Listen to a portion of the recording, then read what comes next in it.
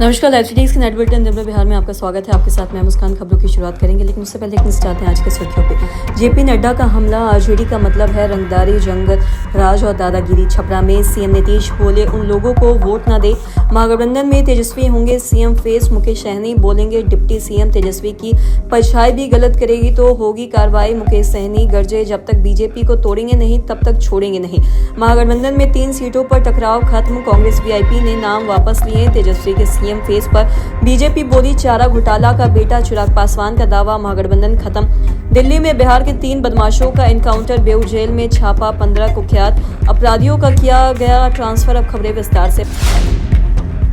औरंगाबाद के गोह में बीजेपी के राष्ट्रीय अध्यक्ष जेपी नड्डा की जनसभा हुई है और इस दौरान नड्डा ने यह भी कहा है कि आरजेडी का मतलब है रंगदारी, जंगलराज और दादागिरी। जो लोग नौकरी के लिए जमीन ले लेते हैं वो क्या आपको नौकरी देंगे? जो लोग माँ बहनों की इज्जत नहीं कर सकते हैं वो क्या आपको सुरक्षा देंगे?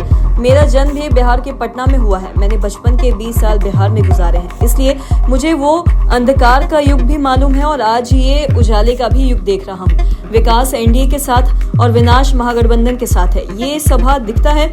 और साथ ही आज बिहार प्रगति के रास्ते पर तीव्र गति से चल रहा है और लालू तेजस्वी अपने को शासन के बारे में एक शब्द नहीं बोलते हैं। तो वहीं इस चुनाव में इन्होंने शहाबुद्दीन की बेटी को टिकट देकर ये साबित कर दिया है आज भी गुंडाराज लाने के लिए लालायित है।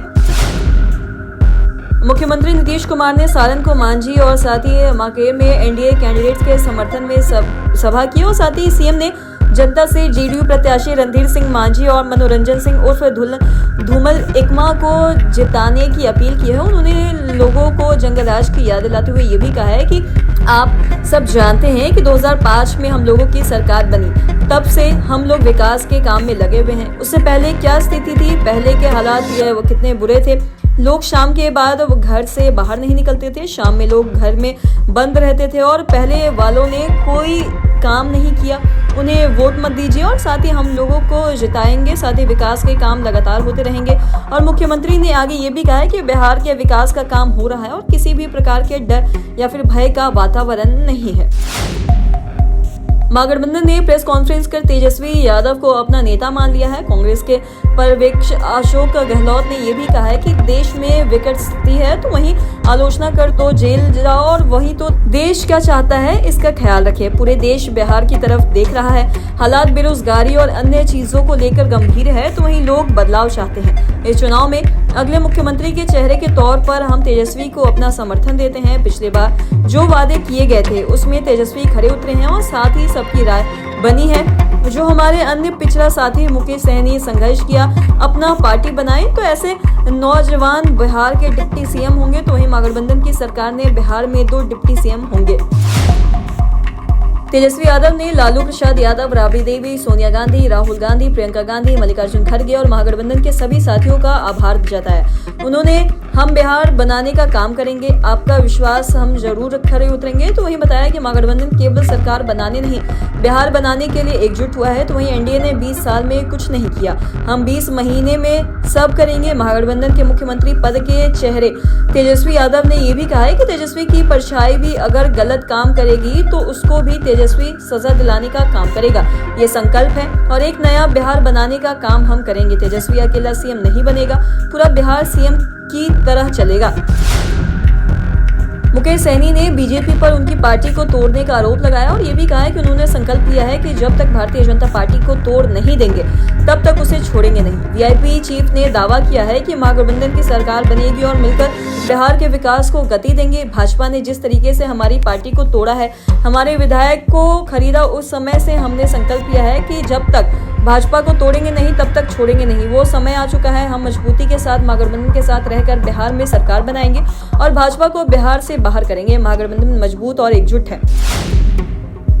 महागठबंधन की ज्वाइंट प्रेस कॉन्फ्रेंस के बाद टकराव को खत्म किया गया। तो वहीं बता दें कि विधानसभा की 3 सीटों पर टकराव खत्म करते हुए नामांकन वापस लिए गए हैं और इसमें कांग्रेस कैंडिडेट्स तौकीर आलम ने प्राणपुर और साथ ही वासीगंज से सतीश कुमार उर्फ मटन सिंह ने नामांकन वापस लिया है। तो वहीं बता दें कि मधुबनी जिले के बाबू बढ़ी से वीआईपी कैंडिडेट्स गुलाब बिंदु यादव ने नॉमिनेशन वापस लिया है और इन तीनों जगहों पर राजद के कैंडिडेट से भी मुकाबला था।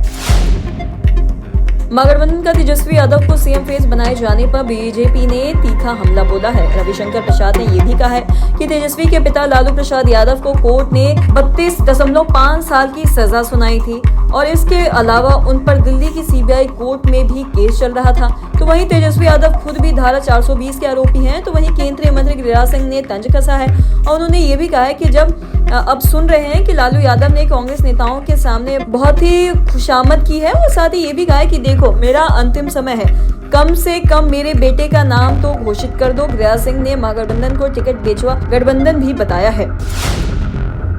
चिराग पासवान ने महागठबंधन पर भी तंज कसते हुए ये कहा है कि एक तरफ एनडीए जनता के विकास के लिए काम कर रहा है तो वहीं दूसरी तरफ महागठबंधन अपने ही झगड़ों में उलझा है। जो अपने लोगों की इज्जत नहीं करता वो जनता की क्या इज्जत करेगा। उन्होंने अंत में ये भी कहा है कि डबल इंजन की सरकार का लाभ उत्तर प्रदेश में दिख रहा है और साथ ही अब बिहार को भी उसी राह पर ले जाना है और जब तक बिहार को विकसित राज्य नहीं बना दूं चैन से मैं नहीं बैठूंगा। साथ ही में ये भी कहा कि कितनी मिन्नतें करके कहीं पर दबाव बनाकर आपको अगर सीएम का चेहरा स्वीकार किया है तो क्या ही स्वीकार किया है। कांग्रेस के ऊपर इन लोगों ने कितना दबाव बनाया है, इनको सीएम का चेहरा बनाया जाए। दिल्ली में 4 बदमाशों का एनकाउंटर हुआ है और इसमें 3 बिहार के सीतामढ़ी के रहने वाले हैं और यह ऑपरेशन दिल्ली क्राइम ब्रांच और बिहार पुलिस की ज्वाइंट टीम ने मिलकर किया है और मारे गए कुख्यात बिहार विधानसभा चुनाव से पहले बिहार में दहशत फैलाने की साजिश रच रहे थे। तो वहीं देर रात ये एनकाउंटर हुआ और यह मुठभेड़ बहादुर शाह मार्ग पर डॉक्टर अंबेडकर चौक से लेकर पंसाली चौक तक चला और खबर के मुताबिक बदमाशों और पुलिसों के बीच जमकर गोलीबारी हुई और सभी को अस्पताल लाया गया, लेकिन डॉक्टर्स ने सभी को मृत घोषित कर दिया। आगामी बिहार विधानसभा चुनाव को देखते हुए प्रशासन ने बेऊर जेल में बंद वंचित और साथी कुख्यात अपराधियों की सूची तैयार कर उनके स्थानांतरण की प्रक्रिया शुरू कर दी है। तो वहीं सुरक्षा और कानून व्यवस्था को बनाए रखने के उद्देश्य से पटना जिले के 15 कुख्यात अपराधियों को अन्य जिले में शिफ्ट भी किया गया है। तो वहीं पटना एसएसपी ने यह भी बताया है कि यह कदम इसलिए उठाया गया है ताकि अपराधी जेल से चुनाव प्रक्रिया को प्रभावित न कर सके और उन्होंने ये भी कहा है कि अन्य अपराधियों का भी जेल ट्रांसफर जारी है और यह कार्रवाई निरंतर चलते रहेगी। तो आज के इस वीडियो में इतना ही। अगर आपने अब तक हमारे चैनल को सब्सक्राइब नहीं किया तो तुरंत कर ले, साथ ही हमारे फेसबुक पेज को लाइक करें। वीडियो देखने के लिए आपका धन्यवाद।